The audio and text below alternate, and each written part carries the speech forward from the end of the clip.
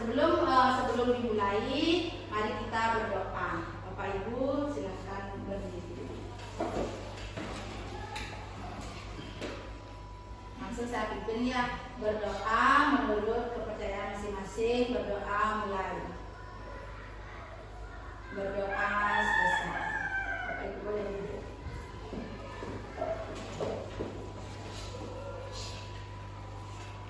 Di sini saya akan menjelaskan mengenai konsep-konsep kunci dalam modul budaya positif. Kelihatan ya? Yang pertama, perubahan paradigma belajar. Kedua, motivasi perilaku manusia.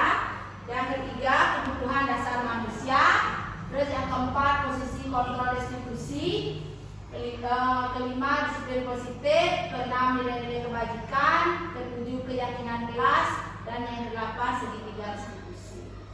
Nah, sebelum lanjut ke materi, sekarang saya mau ajak Bapak Ibu untuk ice breaking. Ayo Bapak Ibu boleh maju ke depan deh. Di sini maju. Mana aku ngomong hari? Mana mereka cerita baris.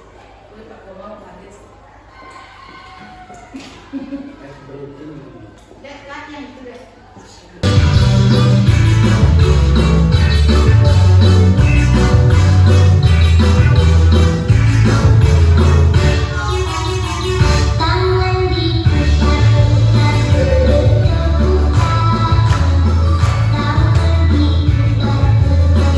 Tiga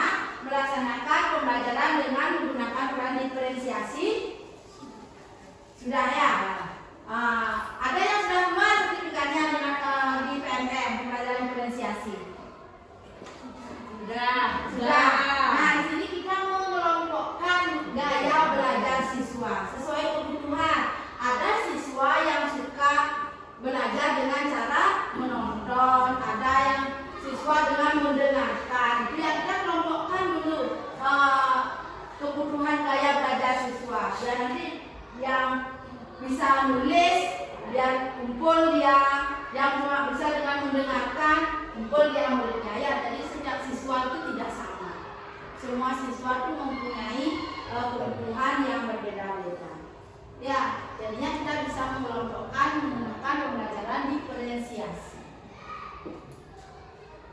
Nah di sini Anda melakukan kegiatan cobalah buka Anda dalam mengepalkan salah satu tangan Anda. Nah di sini satu materi ya. Coba Bapak Ibu kepalkan dulu tangannya. Cobalah melakukan kegiatan cobalah buka di atas halaman kerja secara bergantian, masing-masing akan memiliki waktu 1 menit saja. Nah sekarang coba kepalkan tangan Bapak Ibu. Coba ini Bu Sayu buka kepalan tangan ini. Buka dengan gimana? Dengan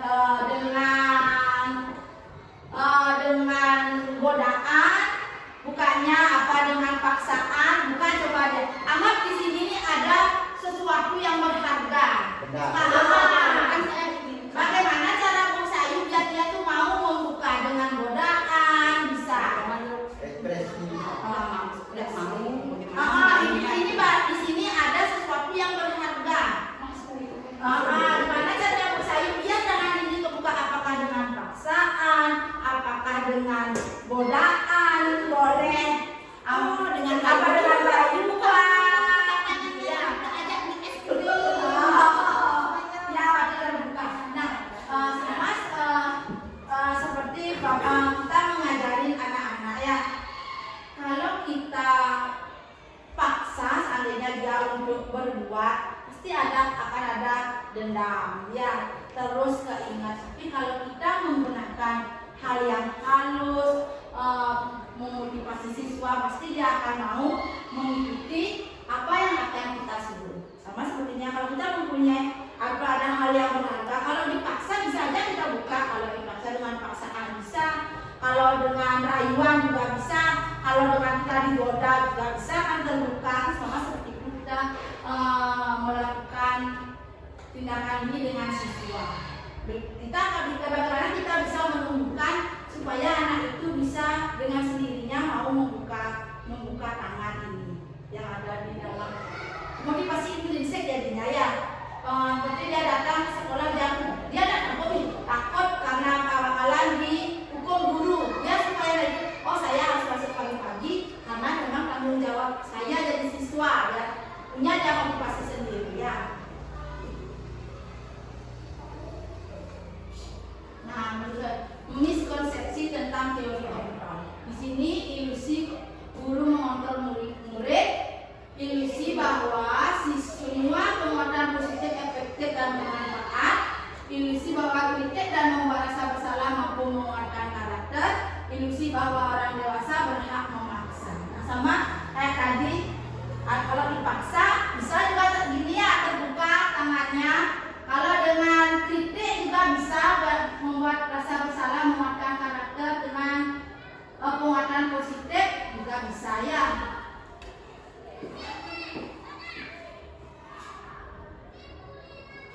Nah, mengubah paradigma stimulus respon ke pendekatan teori kontrol. Stimulus respon realistis, kebutuhan kita sama.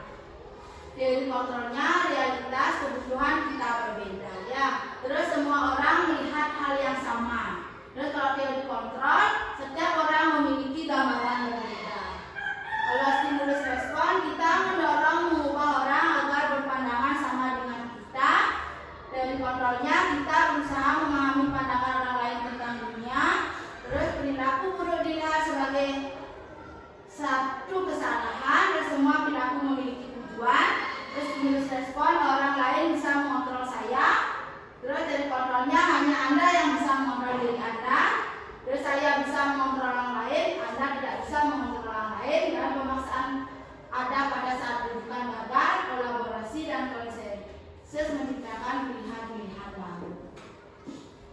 Ini ada disiplin positif. Ketika mendengar kata disiplin, apa yang terbayang di benak Bapak Ibu? Apa yang terbayang? Kita mendengar kata disiplin. sikap ya, terus peraturan ya, apalagi Pak Eko? Mengontrol diri. Yang itu yang disiplin, pasti dapat peraturan, tata tertib, sikap, pasti itulah terbayang dari Bapak Ibu ya.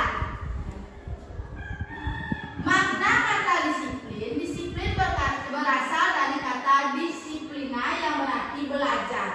Disiplin mengacu pada disiplin diri yang memiliki tanggung jawab terhadap apa yang dilakukannya berdasarkan nilai-nilai yang diyakini. Makna disiplin positif. Disiplin positif merupakan salah satu cara menerapkan disiplin tanpa adanya ancaman atau hukuman dan tanpa penghargaan atau reward yang bertujuan untuk menumbuhkan kesadaran dari dalam diri. Di sini motivasi intrinsik ya. Karena anak-anak tuh berbuat sesuai dengan peraturan karena takut dihukum. Terus ada anak-anak yang berbuat disiplin karena ingin mendapatkan penghargaan, pujian. Ya, gimana kita caranya menumbuhkan dia dari motivasi intrinsiknya dia. Oke. Tujuan disiplin positif. Sebagai pendidik, tujuan kita adalah menciptakan peserta didik yang memiliki disiplin diri dan memiliki motivasi intrinsik dalam perubahan perilaku ke arah yang lebih baik, sehingga perilaku mereka mengacu pada nilai-nilai kebajikan universal. Apakah di sini ada kira-kira dari Bapak Ibu yang masih melakukan disiplin karena takut dengan hukuman? Ada? Ada ya, pasti semua ada ya. Dia karena takut dihukum, karena dia pengen dipuji, ya. Nilai-nilai kebajikan, nilai yang disepakati bersama bersifat universal, lepas dari suku bangsa, agama, bahasa maupun latar belakangnya. Contoh nilai kebajikan universal dari 6 originasi. Profil pelajar Pancasila: beriman dan bertakwa kepada Tuhan Yang Maha Esa, berakhlak mulia, berkebinekaan global, gotong royong, mandiri, kreatif.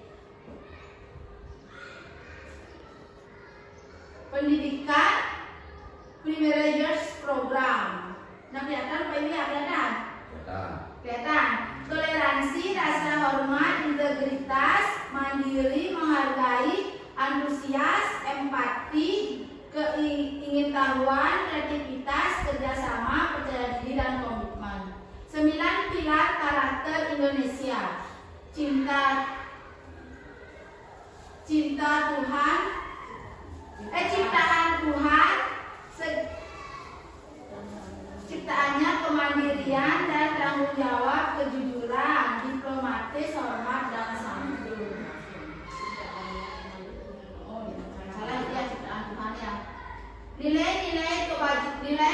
Nilai yang disepakati bersama lepas dari suku, bangsa, agama, bahasa maupun latar belakangnya. Contoh nilai kebajikan: petunjuk seumur hidup dan keterampilan hidup. Keterampilan hidup dapat dipercaya lurus hati, pilu hidup, peduli, bekerja sama, usaha. Terus empati, suara hati, kontrol diri, rasa hormat, kebaikan, toleransi, keadilan, integritas, mandiri. Terus yang keenam, peduli, rajin, integritas, rasa hormat, kebersihan, kesantunan, keadilan, komitmen, toleransi, percaya, dermawan, keteraturan, bersyukur, ketegasan. Beberapa institusi atau organisasi pendidikan tersebut telah memiliki nilai-nilai kebajikan yang diyakini dan disepakati bersama. Salah satunya adalah nilai-nilai kebajikan yang ingin dicapai oleh setiap anak Indonesia yang kita kenal dengan profil pelajar Pancasila. Bapak Ibu sudah tahu profil pelajar Pancasila adalah: pertama, beriman, bertakwa kepada Tuhan Yang Maha Esa, berakhlak mulia, kebinekaan global, bergotong royong, mandiri, dan bernalar kritis. Kan ada lagunya ya, coba nyanyi ya. 1, 2, 3. Belajar Pancasila, beriman dan bertakwa.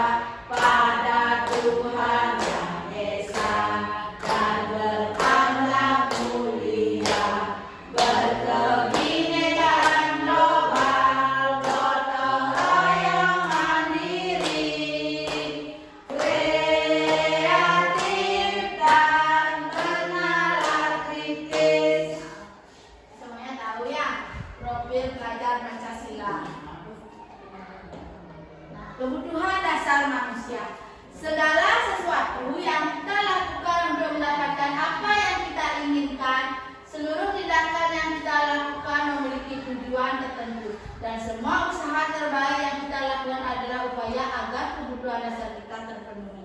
Bapak Ibu tahu kebutuhan dasar manusia apa aja? Ada kebutuhan Makan, emosional. Iya, mendapatkan kasih sayang, ya, itu kebutuhan dasar manusia. Nah, semua orang akan berusaha untuk memenuhi kebutuhannya dengan berbagai cara.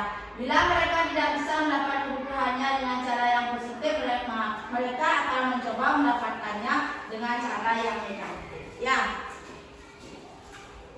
Nah, 5 kebutuhan dasar manusia. Di sini bertahan hidup, ya. Berarti kalau bertahan hidup berarti kan memerlukan makan, minum, kasih sayang dan rasa diterima. Ya, kasih sayang dan rasa diterima. Terus penguasaan, kebebasan dan kesenangan. Ya, itu kebutuhan 5 kebutuhan dasar manusia. Oke, ada 5 kebutuhan dasar manusia ya Bapak Ibu ya.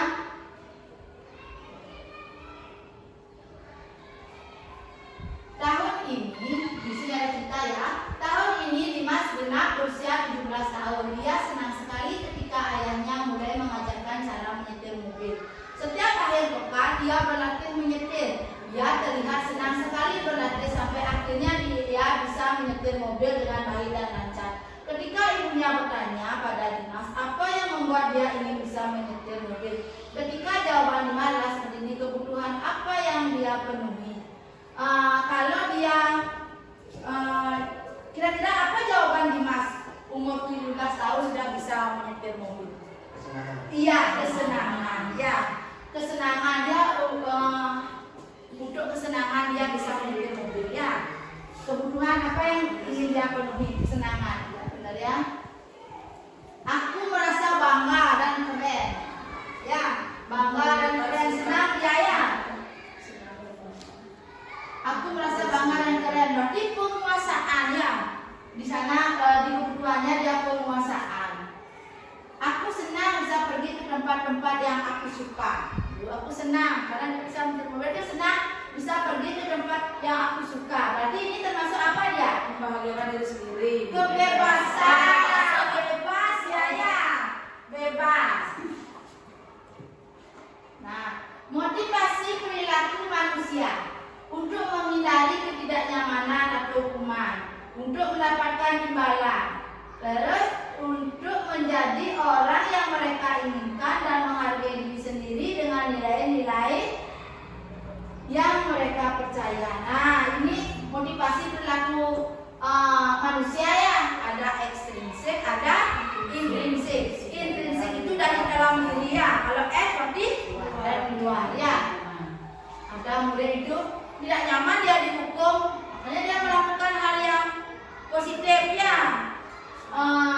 ketidaknyamanan untuk mendapatkan imbalan, ujian, penghargaan. Nah, kalau intrinsik yang ada dari di dalamnya.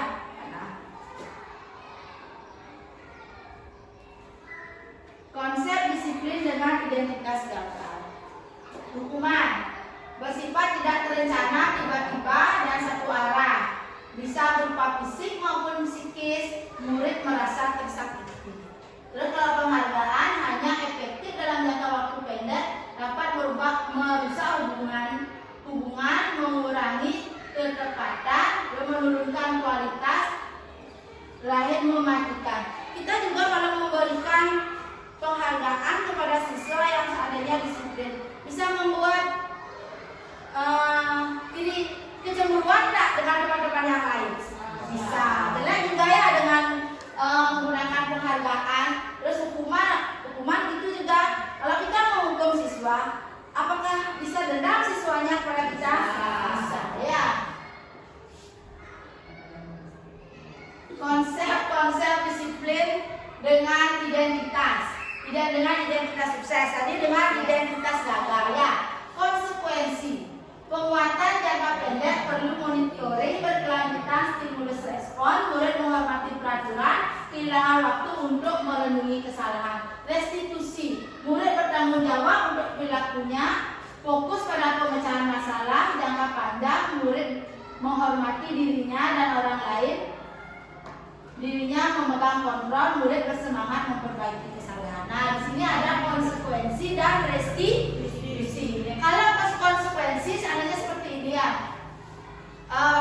sudah membuat sama seperti keyakinan kelas. Kalau ada yang melanggar, padahal dia sudah sepakati konsekuensinya nanti kan ada bukan dah hukumannya. Kalau restitusi ada masalah, tanyakan dulu baik-baik sama siswanya, baru buat dia menjadi bersalah dan mencari solusi atas kesalahannya. Ya, itu kalau restitusi ya. Nah, konsep disiplin pendekatan restitusi. Restitusi adalah proses menciptakan kondisi bagi murid untuk memperbaiki kesalahan mereka hingga mereka bisa kembali pada kelompok mereka dengan karakter yang lebih kuat. Ciri-ciri bukan menebus kesalahan, tapi belajar dari kesalahan, memperbaiki hubungan, tawaran bukan paksaan, menuntut untuk melihat ke dalam diri, mencari kebutuhan dasar yang mendasari tindakan, fokus pada karakter bukan tindakan, fokus pada solusi. Nah, berarti kalau restitusi itu mencari solusinya ya. Hukuman, konsekuensi, dan restitusi. Hal yang ketiga ini yang mana Bapak Ibu sering masih lakukan? Hukuman ya. Saya pertama hukuman aja, sekarang udah mau belajar ini baru tahu mengenai konsekuensi dan restitusi. Kasus murid terlambat masuk kelas. Hukuman, guru menghukum murid tersebut dengan berdiri di depan kelas atau tidak boleh masuk kelas. Konsekuensi, guru memberikan konsekuensi dengan mengambil jam istirahat untuk mengerjakan tugas menggantikan keterlambatannya. Kalau restitusi, guru bertanya tentang keyakinan kelas yang telah dibuat, menanyakan apa penyebabnya terlambat, membantu menyelesaikan masalahnya, dan siswa menghormati guru dan teman-teman lainnya. Itu restitusi ya. Menanyakan dulu ya apa masalahnya. Berarti cari tahu masalah. Iya. Terus menanyakan keyakinan kelas yang sudah mereka langgar ya. Nih, 5 posisi kontrol restitusi. Hukuman, membuat merasa bersalah, teman, terus pemantau manajer. Kalau hukuman sudah sering Bapak Ibu lakukan ya, kita pemberian hukuman. Kalau membuat rasa bersalah, bagaimana membuat siswa itu merasa dirinya salah ya, mengetahui kesalahannya. Boleh anak-anak, boleh Bapak Ibu juga menganggap siswa itu sebagai teman. Kalau dia lagi melakukan kesalahan, ya anggap dia sebagai teman. Terus memantau, kita hanya bisa memantau bagaimana sikap anak-anak. Terus menjadi manajer, bagaimana kita menjadi manajer dalam mengatasi masalah itu. Nah, di sini ada kasus ya. Coba tonton sekarang video ini, posisi penghukum ya.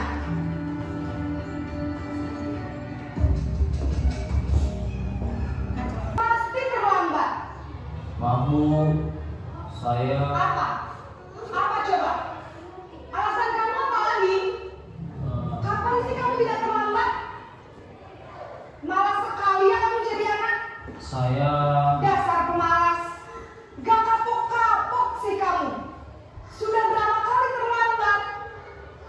Sana, kamu keliling lapangan basket 2 kali.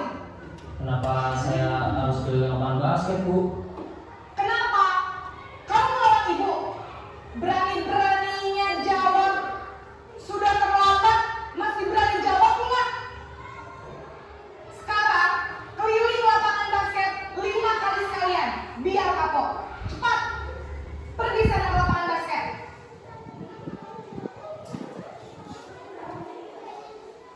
Berarti itu hukuman dia ya. Tadi Bapak Ibu nonton video mengenai apa itu? Hukuman. Ya, penghukum menunjuk-nunjuk berkaca pinggang itu begini ya.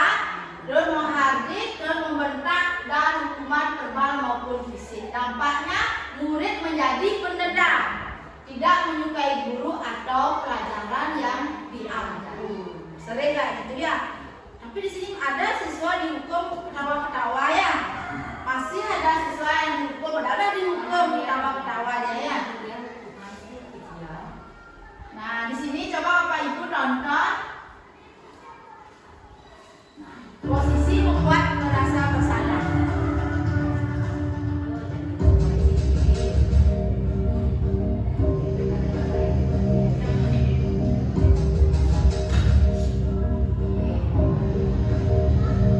Naren,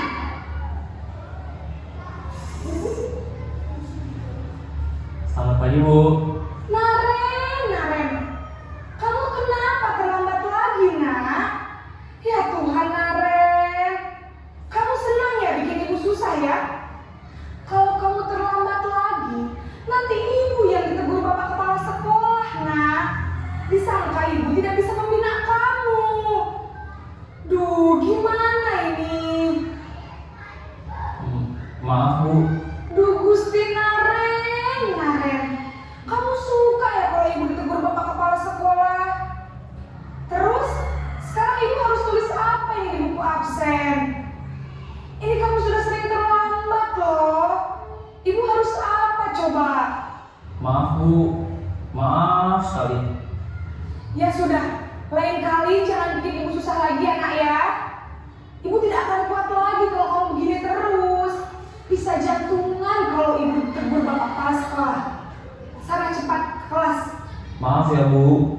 Maaf sekali.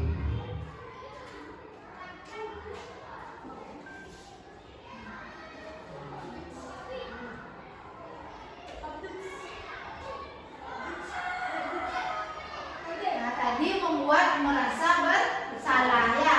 Suara melembut, tenang, namun kata-katanya menyalahkan murid, menyatakan bahwa kesalahan yang ada pada murid dengan membuat seolah-olah guru menderita. Ya, dampaknya murid merasa bersalah ya, dan juga harus rendah diri dan menarik diri dari lingkungan. Kalau seperti itu, murid pasti akan mau dia meminta maaf ya, tidak akan mengulangi kesalahannya lagi.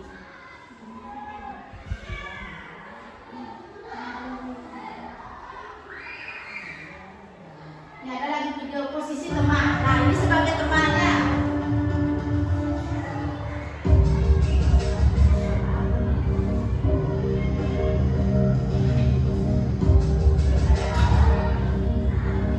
Kaki Naren ya. Naren,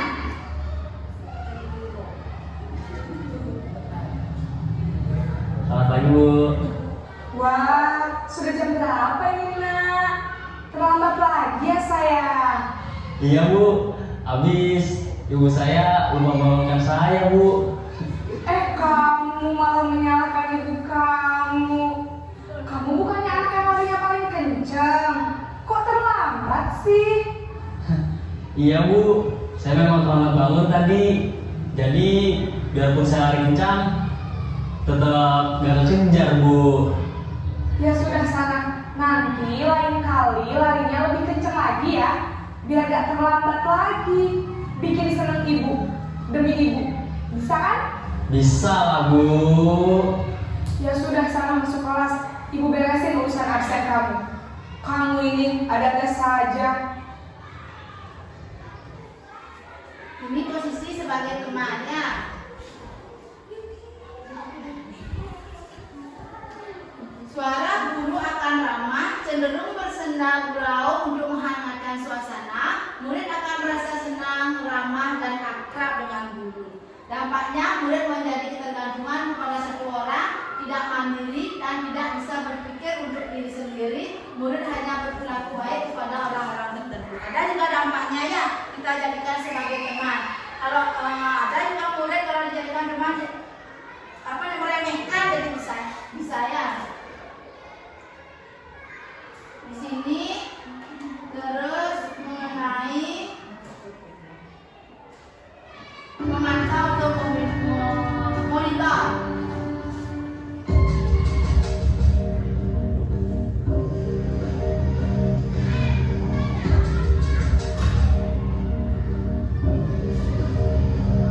Naren,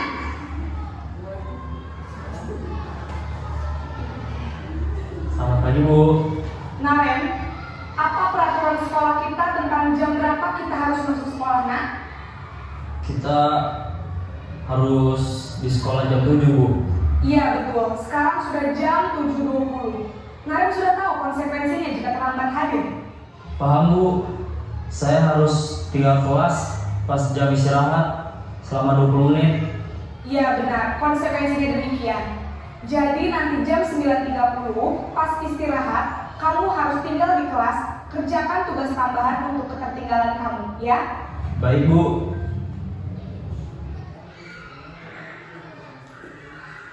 Ini sebagai pemantau ya.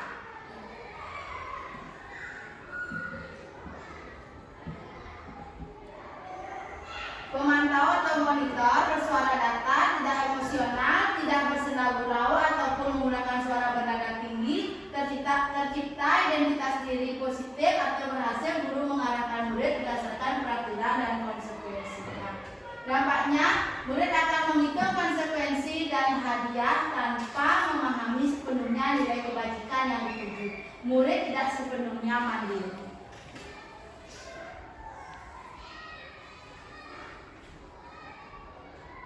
Ini lagi satu ya. Sebagai apa sekarang yang terakhir? Sebagai manajer ya.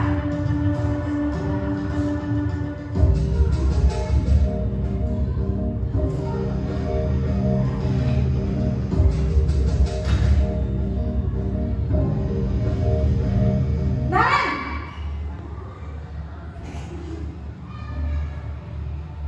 Selamat pagi Bu. Selamat pagi Naren. Maaf Bu, saya terlambat. Iya, sekolah masuknya jam 7, sekarang sudah jam 7.20. Jadi sekarang bagaimana ini Naren? Maaf Bu, saya lupa setel alarm saya semalam. Baiklah, menurut kamu, keyakinan sekolah yang mana yang perlu kamu tingkatkan? Menghargai diri sendiri dan orang lain mungkin ya Bu. Setuju. Jadi, apakah Naren meyakini prinsip saling menghormati tersebut? Iya Bu, saya meyakininya. Apakah Naren bersedia memperbaiki masalah keterlambatan ini? Bersedia Bu. Bagaimana kamu akan perbaiki masalah keterlambatan ini? Saya akan coba untuk tidak lupa menyetel alarm saya Bu. Baik, kalau Naren lupa menyetel alarm di rumah, ada orang yang kira-kira bisa bantu mengingatkan tidak? Ada Bu, kakak saya, Kak Emma. Ada lagi selain Kak Emma? Selain Kak Emma, ada ibu saya. Baik, jadi yang mengingatkan Naren adalah Kak Emma dan ibu kamu ya? Kira-kira akan mulai set alarm kapan nih Naren? Setelah pulang sekolah, akan segera saya lakukan. Baik, jadi Naren akan setel alarm untuk bangun besok pagi dan akan diingatkan oleh kakak dan ibunda Naren ya. Ada lagi yang mungkin perlu dilakukan Naren agar tidak terlambat bangun lagi? Tidak ada Bu. Baik Naren, terima kasih untuk kerjasama kamu. Sekarang kamu perlu kembali ke kelas untuk belajar. Baik Bu, terima kasih. Nah, ini sebagai manajer ya. Posisi manajer adalah posisi yang disarankan untuk membimbing murid memiliki sikap disiplin yang positif, yaitu memiliki sikap yang mandiri, bertanggung jawab, dan dapat memecahkan masalah. Dampaknya murid mandiri, percaya diri, dan dapat memecahkan masalah. Ini paling tepat digunakan ya untuk memecahkan suatu masalah. Keyakinan kelas, Bapak Ibu sudah mempunyai keyakinan kelas? Sudah ya. Langkah-langkah pembentukan keyakinan kelas. Yang pertama, Bapak Ibu bisa berdiskusi memunculkan peraturan-peraturan yang perlu ditaati warga kelas. Yang kedua, mengubah peraturan-peraturan menjadi kalimat yang lebih positif. Yang ketiga, mengubah peraturan menjadi nilai-nilai kebajikan atau keyakinan kelas. Yang keempat, berdiskusi mengenai gambaran perilaku yang mencerminkan keyakinan kelas. Terus yang kelima, berdiskusi mengenai peran seluruh warga kelas. Dan keenam, meninjau ulang keyakinan kelas yang kemudian dipublikasikan. Bapak Ibu membuat keyakinan kelas tentunya sudah berdiskusi dulu dengan siswanya ya. Peraturan yang dimunculkan siswa dulu terus ubah menjadi kalimat yang positif. Nah, ini segitiga restitusi. Segitiga restitusi Adapun langkah-langkah ada 3 langkah dari segitiga institusi. Yang pertama, menstabilkan identitas. Yang kedua, memvalidasi tindakan yang salah. Terus yang ketiga, menanyakan keyakinan. Kamu tentu punya alasan mengapa melakukan itu. Terus adakah cara yang lebih efektif untuk mendapatkan apa yang kamu butuhkan? Terus kalau pertama menstabilkan identitas ya. Setiap orang pasti pernah melakukan kesalahan. Kamu bukan satu-satunya yang pernah melakukan ini. Terus kalau validasi tindakan yang salah, kamu tentu punya alasan mengapa kamu melakukan itu. Terus adakah cara lebih efektif untuk mendapatkan apa yang kamu butuhkan? Kalau menanyakan keyakinan adalah pertanyaannya seperti ini. Keyakinan kelas apa yang telah kita sepakati? Kamu ingin menjadi orang yang seperti apa? Nah, Bapak Ibu, ada yang bertanya mengenai disiplin positif.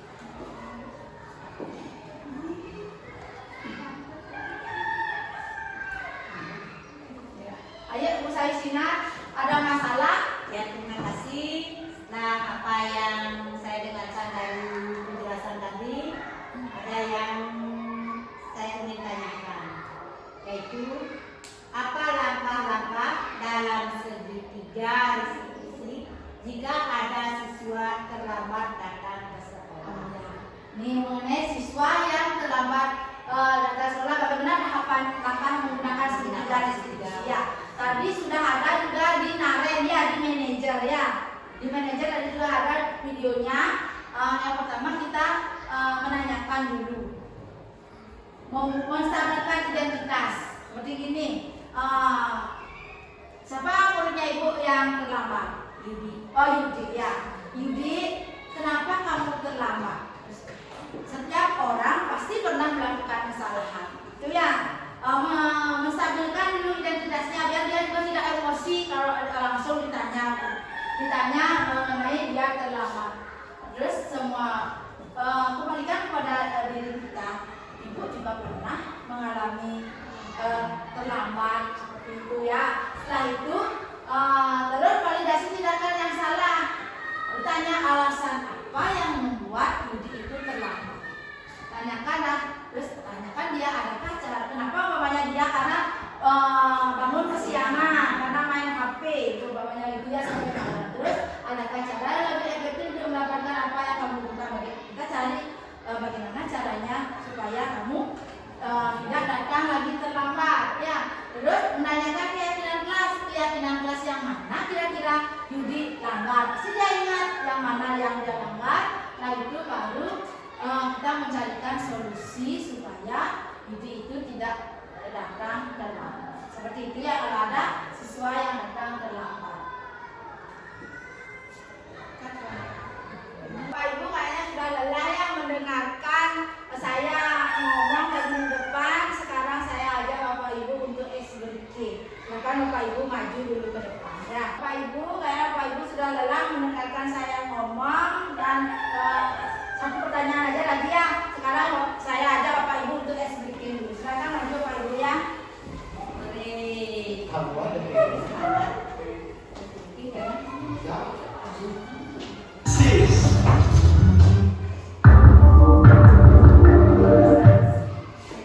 Siapa yang mau memimpin di depan SBK? Pak Komang. Pada si Pak Komang. Ayo. Ya.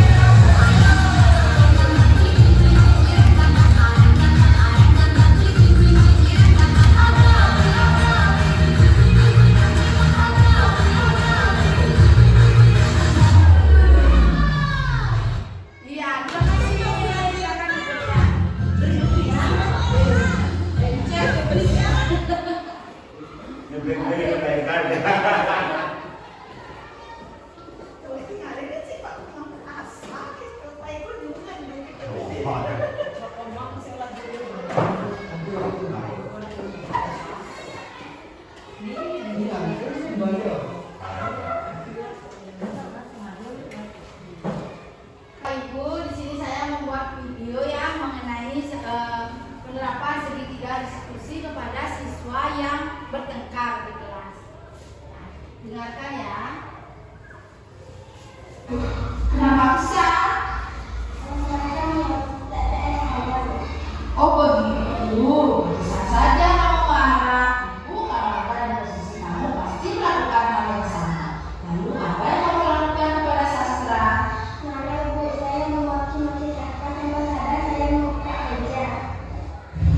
Oh begitu, pasti kamu ada alasannya ya, apa seperti itu?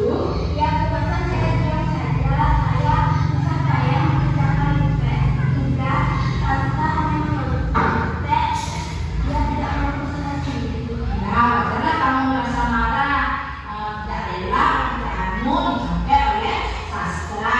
Kamu sangat menghargai tindakan kamu daripada kamu berhormat yang lebih dulu pada itu seperti memukul. Sekarang coba kamu pikirkan, kamu marah sampai membuka meja, apa sudah sesuai dengan keyakinan kelas?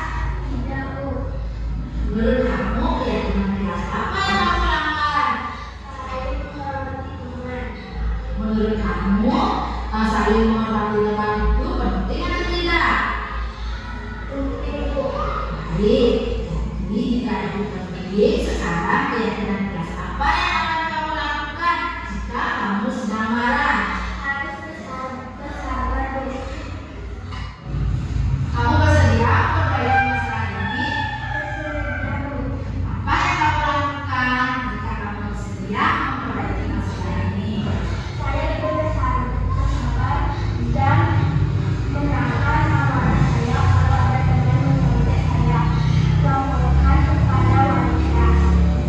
Pas sekali tindakan kamu, tak semangat ya. Sekarang kembali ke kelas. Itu contoh ya mengenai langkah-langkah dalam cerita diskusi dalam mengatasi suatu masalah. Ini siswanya bertengkar ya, dicontek ya. Terus ada yang di sini terlambat tadi. Tadi Bu Sayu mempunyai masalah muridnya terlambat. Sastra sudah melakukan dari Bu namanya kamu sudah datang terlambat ya. Sedangkan kamu, ya Bapak Ibu, kita sharing ya masalah kita yang kita hadapi di kelas masing-masing. Pasti ada, mungkin dulu saja ya. Pasti ada siswa yang bermasalah. Ya, coba mengungkapkan keluhannya. Coba. Ayo, Bu, ada? Ini Bu ya, saya kan punya siswa di kelas. Dia diajak menulis itu tidak bisa, membaca tidak merespon. Apa bisa dilakukan dengan dia? Kita mengasih pembelajaran dengan cara bermain. Bisa ya. Kita bermain sambil belajar ya. Ada siswa tidak bisa menulis, belum bisa membaca. Ajak kita dengan dia bermain, dia senangnya ajak dia bermain tapi sambil belajar. Atau kita ajak keluar ke halaman kalau pembelajarannya mengenai alam sekitar, seandainya ajak dia tunjukkan yang realita yang lebih konkret, lebih konkret, makanya dia bisa jadinya dia tahu jadinya sambil belajar sambil bermain. Tidak mesti dia harus membaca dan menulis, dimana dia bisa memahami materi itu dengan cara bermain. Jadinya dia akan senang. Anak-anak tidak bosan juga ya belajar dengan kita berceramah. Kadang-kadang anak-anak kan bosan, kita selingi dengan permainan. Bisa juga seperti itu. Saya punya juga murid yang tidak mau ngomong, tapi mungkin dia pemalu ya. Kita harus mencari bagaimana model pembelajaran yang mau anak-anak bisa mengikuti. Terus Ibu Nilo, ada? Kalau saya Bu ya, ada siswa saya bisa dia membaca. Terus dia saat ajar ke kelompok yang kayak tidak mau risih gitu, malu, dia menyendiri tidak mau berkelompok. Tapi kalau dia disuruh ke depan membaca, mau dia membaca.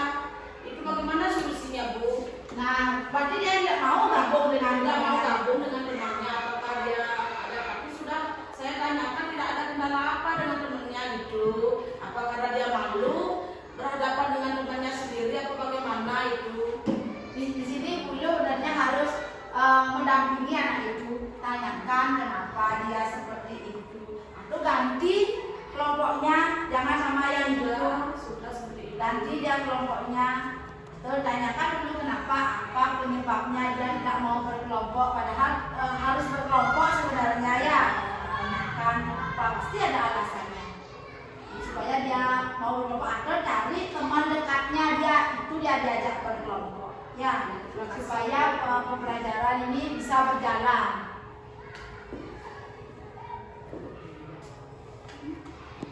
Ada lagi Bapak Ibu yang ingin menuangkan masalahnya di kelas?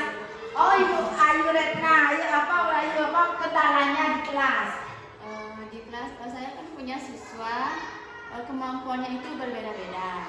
Yang satu itu sudah bisa lumayan kemampuannya, terus yang satu belum bisa mengikuti. Tapi yang belum bisa itu tidak mau ikut belajar dengan kemampuannya, tapi ingin sama pelajarannya seperti murid yang sudah bisa itu.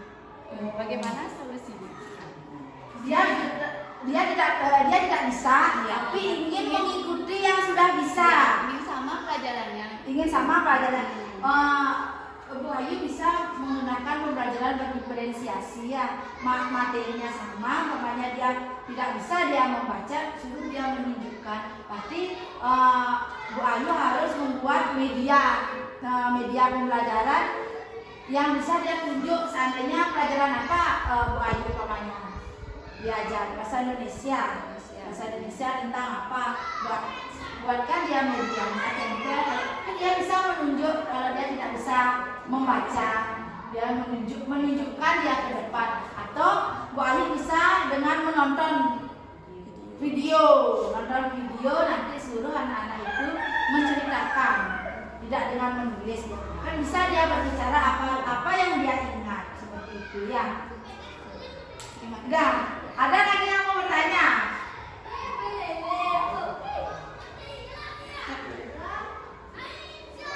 Bapak Ibu tadi kan sudah berdiskusi mengenai masalah-masalah yang Bapak Ibu hadapi di kelas. Coba sekarang praktekkan. Bapak Ibu sudah mengungkapkan permasalahan yang Bapak Ibu hadapi di setiap kelas ya. Nah sekarang bagaimana kalau kita praktekkan bagaimana cara kita menghadapi suatu masalah dengan menggunakan segitiga restitusi. Siapa yang mau menjadi guru, siapa mau menjadi murid ya, dan pemantau. Ayo coba aku sayu maju ke muka. Ayo aku sayu yang jadi murid siapa yang ada eksepsi. Mulai terus. Ayo dari guru Pak Komang. Untuk kuliah di murid. Ayo saya dari gurunya ya, Komang dari murid. Komang turun ke sana. Ayo Komang dari murid sini berdiri.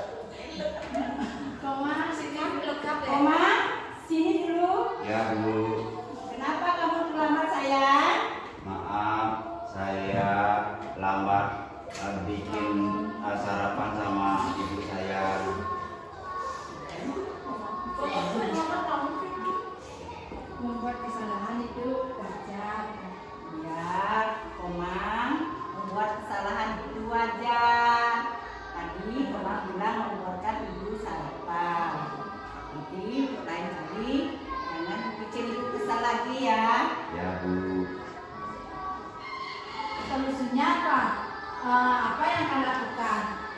Keyakinan kelas mana yang Terus paman kan tahu kemarin sudah ada keyakinan kelas. Kalau keyakinan kelas mana yang kamu langgar teman? Kurang disiplin saya Bu.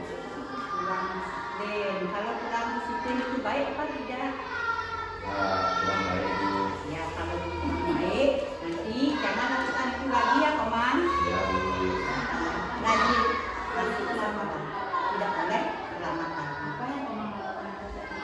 Apa yang bisa kamu lakukan teman biar tidak selamat di sekolah lagi? Saya berjanji saya tidak akan lama lagi. Saya bangun pagi-pagi, kemudian guru ibu saya mengucapkan mengenai sarapan saya lebih awal lagi. Ya bagus kalau begitu. Komang juga senang, ibu juga senang. Ya terima kasih Bu. Ya kemarin Tepuk tangan ya. Nah, sekarang kita begini begini gimana? Sudah sesuai dengan tahapan segini dari institusi?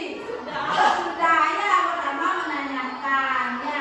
Sebenarnya tak ini sebenarnya panggil dulu Komang. Ini kenapa kamu tahu ibu panggil? Itu sebenarnya ya. Tanyakan dia nanti dipanggil Komang. Udah tahu ibu panggil ini karena apa? Tidak tahu. Sih dia nanya. Jangan langsung dia bawa dia ke kamar. Ya. Berarti kalau menstabilkan identitas sudah. Yang kedua membuat merasa bersalah. Bagaimana orang merasa bersalah karena melakukan salah. Dan ketiga mencarikan solusi dan menanyakan keyakinan kelas yang sudah diberikan. Ya. Nanti mudah-mudahan kita di sini di sekolah bisa menerapkan yang segitiga institusi ini dalam menghadapi suatu masalah yang ada di sekolah ya. Udah Bapak Ibu? Ada lagi yang mempunyai masalah di kelasnya?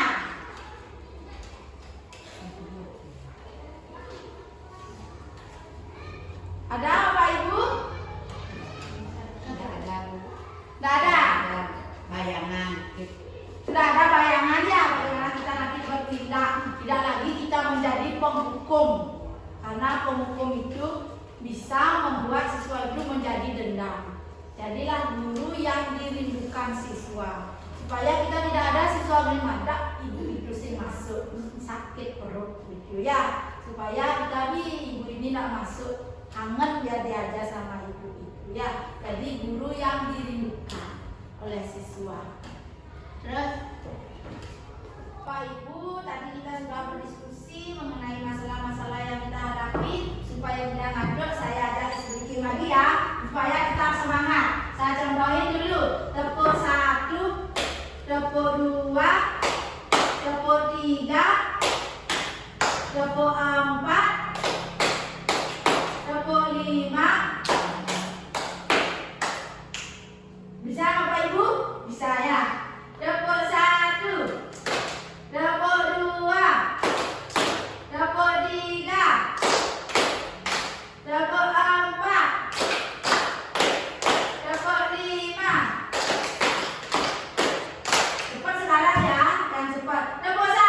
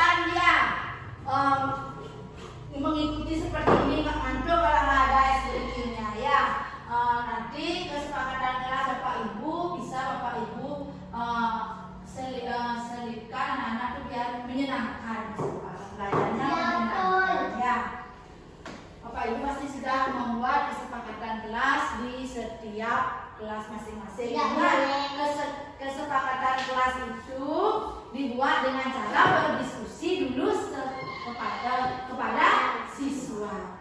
Terus melanjutkan dengan kalimat-kalimat positif. Kalau sekarang di sini contohnya di kelas 5 mempunyai kesepakatan kelas. Yang pertama, berdoa sebelum belajar, menjaga kebersihan kelas, ramah dan sopan, saling peduli dan berbagi, tertib dan disiplin, mandiri dan rapi, menggunakan kata-kata ajaib, maaf, tolong, permisi, terima kasih. Jadi hal ini yang disepakati anak-anak. Dalam video kedua, tadi Bu Sayu juga mempunyai masalah ada siswanya terlambat ya. Begini cara mengatasi. Sudah terlambat ya.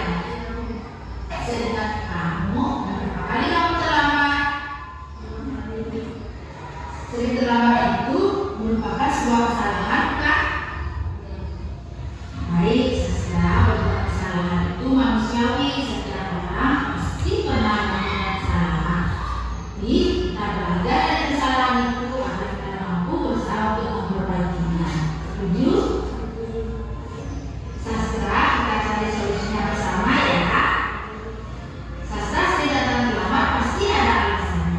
Pasti kamu bisa sering datang terlambat. Sastra tahu keyakinan kelas yang sudah kita sepakati. Kalau datang terlambat sudah sesuai dengan keyakinan kelas. Menurut kamu keyakinan mana yang kamu langgar? Menurut kamu disiplin itu penting tidak?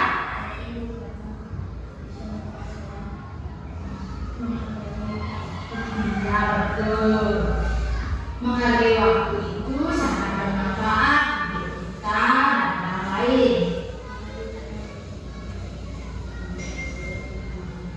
Baik, tindakan kamu sudah tepat dengan meminta maaf. Sekarang apa yang kamu lakukan agar kamu tidak datang terlambat lagi? Baik, Sastra, kamu sudah menemukan solusinya. Sekarang kita mau bekerjasama dengan orang tuamu agar kamu tidak lagi begadang nanti dan tidak lagi terlambat datang ke sekolah. Sekarang kamu kembali ke kelas ya.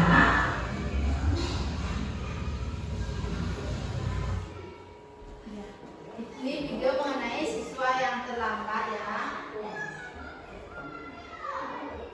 Ada Bapak Ibu yang ingin bertanya lagi mengenai disiplin positif, mengenai bagaimana caranya memecahkan masalah, mengenai keyakinan kelas. Ada yang bertanya?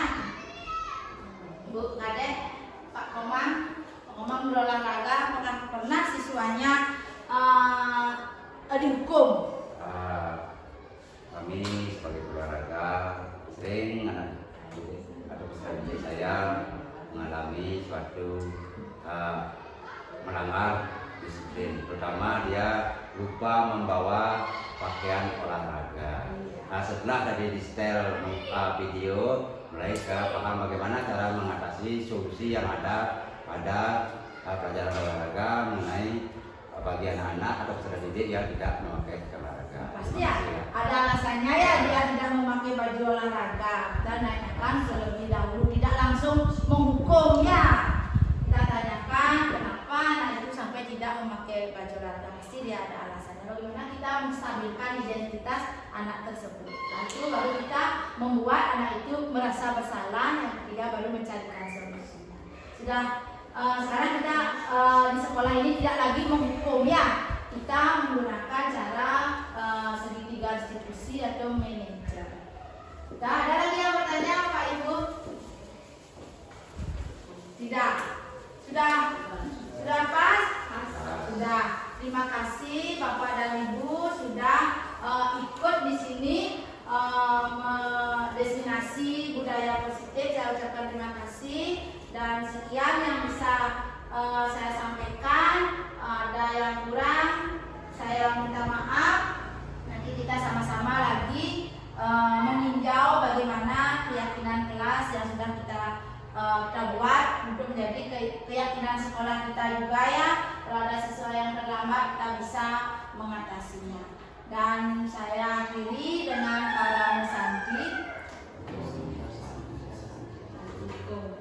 Nih, semua Pak Ibu. Thank you.